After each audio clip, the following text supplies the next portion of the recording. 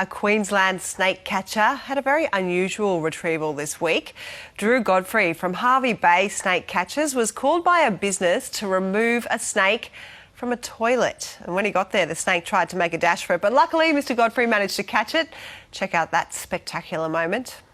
I'm just glad the snake was the only thing in it. If you catch the cut of my jib, there it is. Yeah, got it. Haha. There we go. He's got it. Drew Godfrey joins us now from Hervey Bay. Drew, is this one of the more unusual snake rescues you've had to do?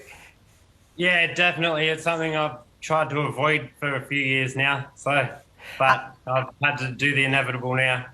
And that's not the snake that you rescued, is it? That's currently crawling over your head?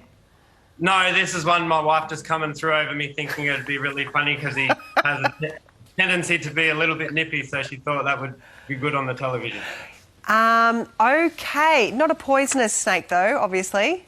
No, he's a jungle python. All right. So, all right, that's yeah, good. He acts tough, but he's harmless. Hey, look, I can hear the sound of shutters all over Australia as we saw that vision there of the snake being found in the loo. I have to say, I remember when I was a kid and we were out in the bush finding a snake in the loo as well, and I didn't know what to do with it. We kind of just left it there. How common is this?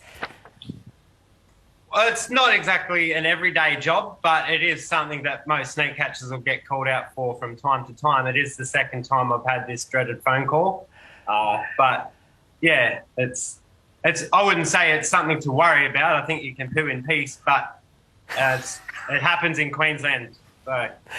It does happen in Queensland, and it is always a good idea just to lift the lid just before you actually go to the loo in Queensland just to check out. I guess that people were worried it could have been a brown snake, but it wasn't, was it?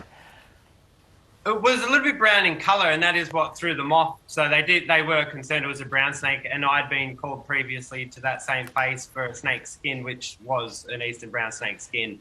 So they had pretty good reason to be concerned. But it wasn't the scariest thing in that toilet from my perspective, though. I guess you were very, very nervous putting your hand down, but was it all okay on that front? Oh, look, this is why we charge a call-out fee, you know. But it is what it is. And, yeah, if I didn't physically dive on in there, it would have got back down like it did the day before. So, yeah, we didn't want to go back to square one. So are you saying that why does the snake go into the toilet? Was it actually trying to swim its way out through the S-bend? No, green tree snakes actually love to eat frogs, and there was a frog in the toilet previously, so the snake would have came in looking for him. What made it so difficult, though, is the fact that green tree snakes love water. So that snake felt really safe and cosy being in there, whereas if it was a brown snake, because we taped up the doors hoping that it would just come out of the bowl and I could walk into the room and catch it, but yeah, being a tree snake, they're well at home in the water and just looking for frogs. You look pretty relaxed there with that snake there on your head, I have to say, Drew, even though it is quite distracting. I'm just shuddering thinking about it.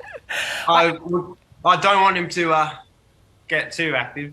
I hear that you've been pretty busy, though, lately with call-outs with the snakes. Yeah, why is that?